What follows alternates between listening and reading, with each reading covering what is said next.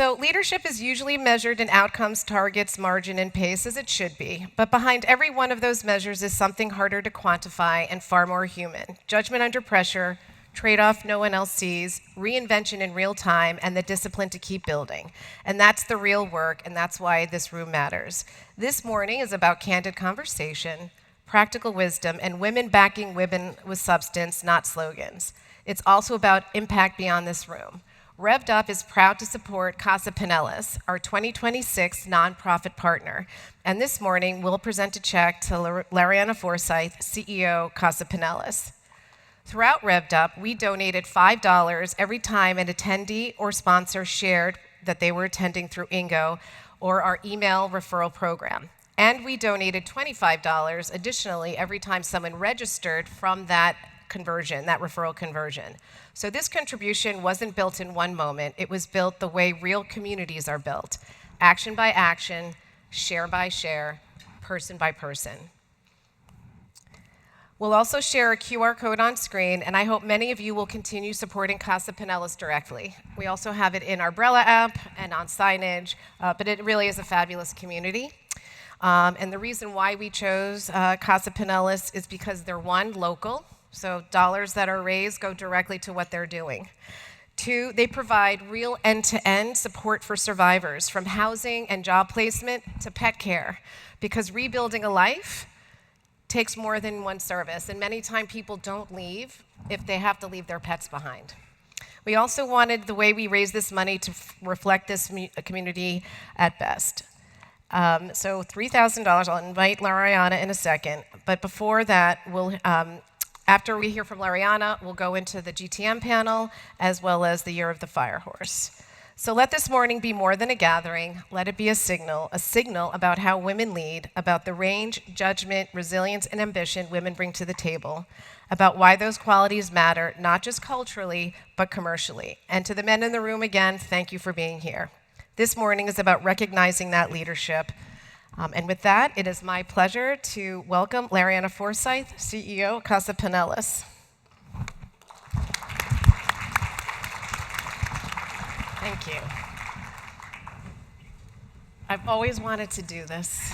So we'll get a photo, but they don't actually cash these at the bank. Right. But here you go. Thank you so much. Thank you. And the other reason why I actually wanted Lariana to join us is she happens to be a phenomenal female CEO. So she's going to share 10 minutes with us about her journey as well as about CASA Pinellas, and we'll take this to the back. Thanks. Awesome. Thank you, Heather. Great. All right. Well, thank you, everyone. Thank you for having me here this morning. Again, my name is Lariana, and I am the CEO of CASA, which is Community Action Stops Abuse. We're the local domestic violence agency here in Pinellas County. And I'm going to start with a sentence that's really uncomfortable. Strong people, but in particular strong women, experience domestic violence at incredibly high rates. Leaders, professionals, mothers, executives, advocates. Women who other people describe as intimidating, independent, capable, and put together. Women who run companies, women who run households, women who run marathons. And yet behind closed doors, some of these same women are being controlled, manipulated, threatened, isolated, and harmed. And the world looks at them and they say, how? When I was little and people asked me, what do you want to be when you grow up? Well, my answer was queen of everything. I wanted to be queen of all. That didn't work out so well, so I went to school and got my BS in communications. And I went to work in nonprofit. My passion was working with kids with disabilities. And in nonprofit work, I really found what I was really great at, helping people by raising money to fuel the mission. I did all of the things. I got married, I bought a house, I had a successful career, had kids, and I rose through the ranks in my community as one of the leaders in the nonprofit community. But at home, I didn't know what to call the things that were happening to me. I was walking on eggshells all the time. If I did something wrong, I wasn't getting hit, but holes were punched into the walls, baby furniture smashed into smithereens. Driving in the car, we'd go at excessive speeds, hit railings, all things to scare and intimidate me. At work, I was crushing it. I was bringing in millions of dollars, super successful, and at home, I was afraid to open my mouth.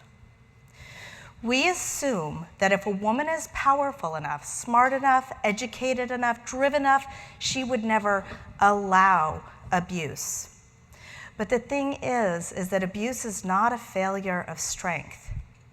Abuse is a strategy of control, and control does not begin with a punch. It begins with charm and intensity, and then subtly, criticism that's disguised as concern, jealousy that's disguised as passion, monitoring that's disguised as care, and even the most capable women can find herself slowly adapting. I became a shell of a person controlled not by fists and bruises, but by coercive control and the suggestion at every turn that if I stepped out of line, harm would come to me, or more intimidatingly, to my children. So I didn't. Oftentimes, strong women are targeted precisely because they are strong. Strong women are often problem solvers. When they see something that's broken, they fix it. When someone is hurting, they help them.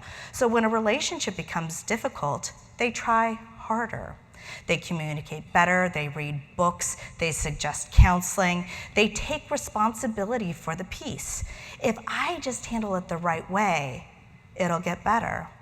And that strength and that resilience, that refusal to quit, can be manipulated. And so she carries more and more until she's carrying the weight of somebody else's violence. I knew that there were a lot of things that were wrong in my marriage, but I felt trapped and I didn't know what to do. I didn't know what I was experiencing was domestic violence until I woke up in a hospital room, having been strangled nearly to death, and injuries so bad that they were akin to a high-speed car accident. But in that hospital room, a total of 9 people came to see me. The police officer, who was the arresting police officer at the scene, doctors, nurses, even the hospital chaplain, and they all came to me in that hospital room, closing the door, and in the darkness shared their secret stories of survival of domestic violence. Some having grown up in a domestic violence home, some who escaped in the middle of the night, and some, the pastor, who was in an active domestic violence situation and came to me asking for help as I'm in the hospital bed. And that's where my passion for domestic violence was really born. A few years later, I had healed and rediscovered my voice. Now I use it to lead one of the largest domestic violence organizations in Florida, and doing my very best to destigmatize domestic violence and to help other people find their way out. To make sure that everyone, particularly strong women, realize that domestic violence is about power and control, and power seeks leverage wherever it can find it. And so we're here today, and the theme of this conference is Redefining Growth, AI, Data, the Business Model Shift Ahead. And I ask for you to consider AI and how you're using it in your business. And remember that human issues like domestic violence will also be influenced in this new world. Because abuse is absolutely predictable. Not in that we can predict who will use abuse as a tactic, but predictable in the sense that abusive relationships follow patterns. That's what AI does, is it follows patterns. Escalation patterns, control patterns, lethality risk patterns. We need to be asking questions like, has access to firearms increased? Has violence increased in frequency or severity? Has strangulation occurred? And why these questions? Because history shows us that intimate partner homicide is rarely random. It is often the final chapter in a long escalating story. And that's where the opportunity in this room really lies, because when abuse follows patterns, these patterns can be recognized. And when we recognize them, we have the chance to intervene sooner and to take warning signs seriously. Domestic violence thrives in silence and misunderstanding. It thrives when we believe that it happens to other people. But I stand here today as proof that it can happen to anyone: strong women, successful women, women who appear to have it all together. The question is not, how could she not be strong enough? The question is whether we're strong enough to confront it, to talk about it, strong enough to remove the shame, strong enough to support someone who might be silently struggling. Because somewhere tonight, there is a woman who will show up tomorrow leading a team, running a business, making really big decisions while quietly carrying fear at home. We may not know her name, but we can create a world where she's believed, supported, and able to find a way out. And that begins with conversations like the one here today and your support of organizations like CASA. So thank you all very much. I appreciate the opportunity. Enjoy these wonderful days that you have ahead of you, and we appreciate the support.